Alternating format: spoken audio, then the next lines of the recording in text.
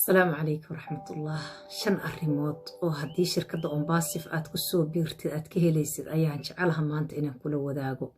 Arrinta koobaad waxa weeyaan waxbarasho.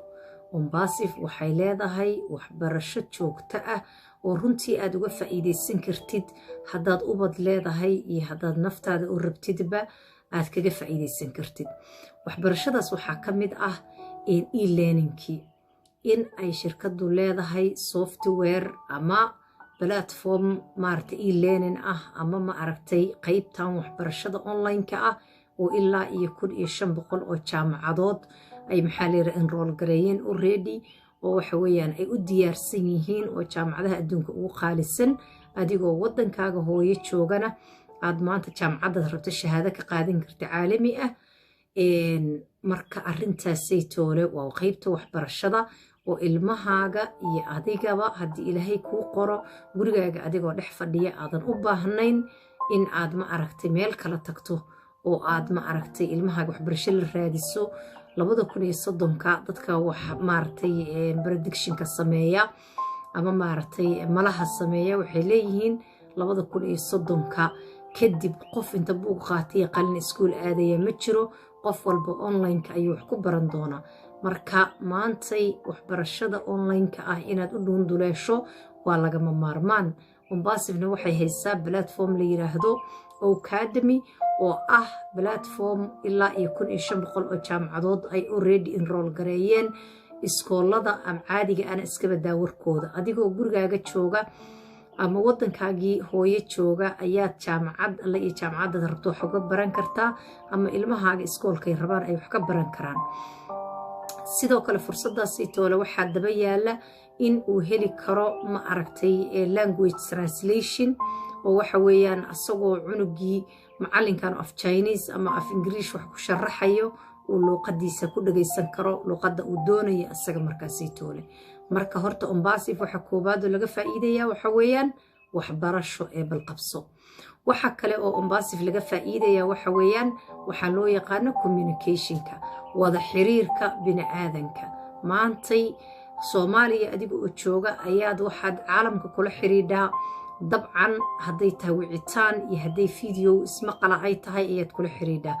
wax kasta oo lagu xiriiri lahaa Umbasif way keentay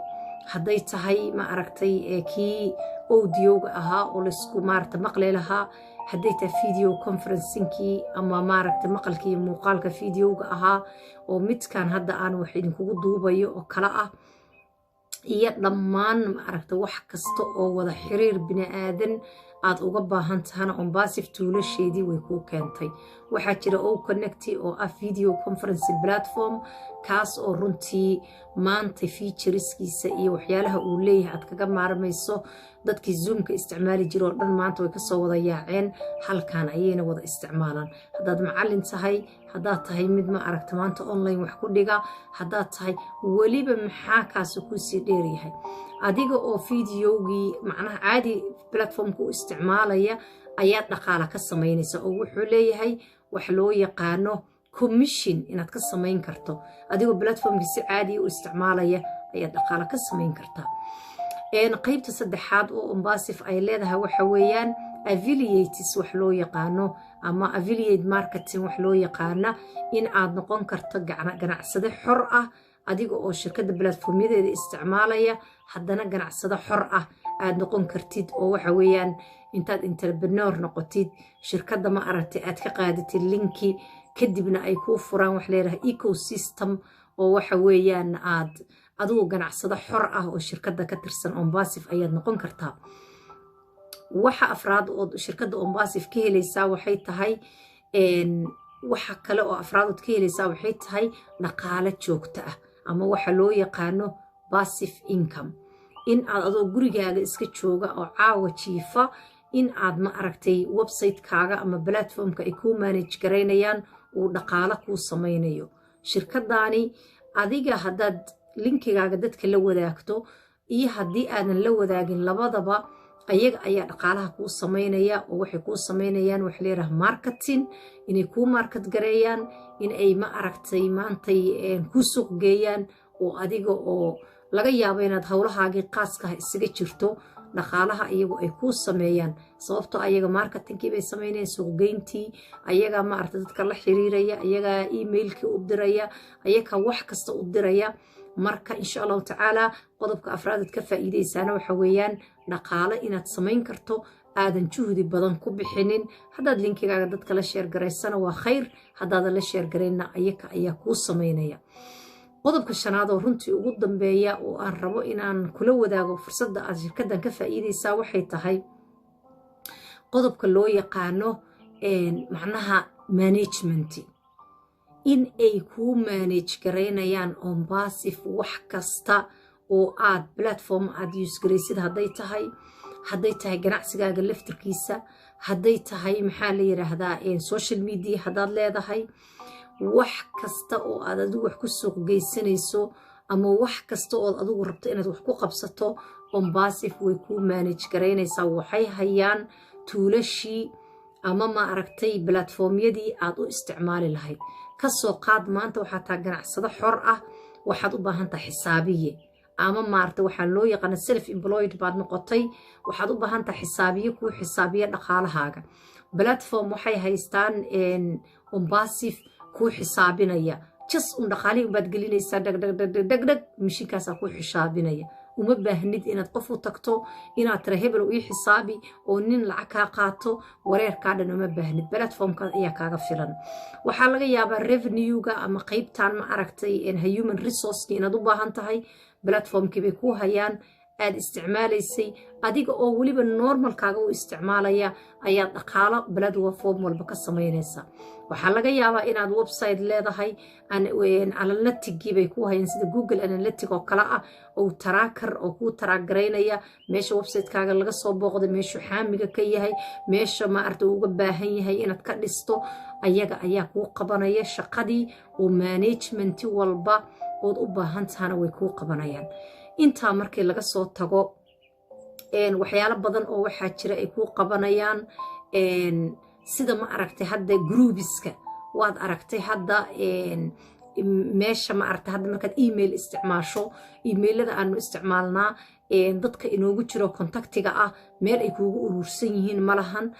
sibay kaaga kala daadsan yihiin qof haddaad u baahato waa inaad goobtaa laakiin mailka Ombasif freega aad ku isticmaalayso wuxuu leeyahay gruubo meel aad contactigaaga dhan isugu geynayso oo hal mar message-ka ugu diri kardho wuxuu leeyahay waxyaalaha haddaad aragto shirkaddan ecosystemkeeda ka buuxa subxaanallah aad bad ula yaabaysa walaal haddii aadan Ombasif weli aadan soo gelin runtii waxaan aaminsanahay in ay wax badan ku dhaafeen haddana runtii lama oga arrintan affiliate-ka ama arrintan adigoo platformka isticmaalaya haddana aad ka sii faa'iideysanaysid xilligu sii soconaya lama oga inuu ma aragtay resellerka sii jiri doono fadlan maanta waxaan kugu dhiirigelinayaa qof Soomaaliya haddaad tahay akoonka sii samayso walow uu free yahaba si free ayaad isku diiwaan gelinaysaa sii diiwaan geli at least meesha soo gal waxa akhri ka warqab isha ku hay xataa adigoon waxba iibsanin akoonka freega ah furo si ecosystemka imow ka macnaha bari intuu kaa xirmi lahaa just mail samayso mailku muxuu yahay shirkad walba Google maanta haddaad rabto inaad wax ka iibsato ama aad isticmaasho YouTube haddaad rabto inaad isticmaasho meel alle iyo meeshaad u baahato waxaad u baahan tahay Gmail mailkuna waa Ombasif mail waa email ayagu ay leeyihiin platformkoodana ma isticmaali kartid haddaadan kaa lahayn 100% waa free iska create garayso ku soo biir dhex joog xitaa bal ecosystemkooda akhri website-kooda gal fiirfiiri fursaddaas intay berri kaa xirmi lahayd maanta ka faa'iideyso waa walaashii nafisaabta doono kule ma ogid fursaddan inta ay sii socon doontee maanta ka faa'iideyso haddaad ku jirtana waad guulaysatay platformkaaga subscribe garayso stay engage waxa Ombasif soo wadaahi ma ahan wax normal ah ma aha wax qof caadiya uu imagine garayn karo wallahi alcadiim inaysan ahayn Ombasif waxyaalii aad taqaanay oo aad ma aragtay dhihi jirtay oo berri bay maaragtay waxaan lagama yaab karo ma iskaanba ma kanba waxaas ma ahan marka walaal waxaan ku rajeynayaa guul iyo horumar iyo inaad Ombasif ka faa'iidaysatay. Assalaamu calaykum waraxmatullaahi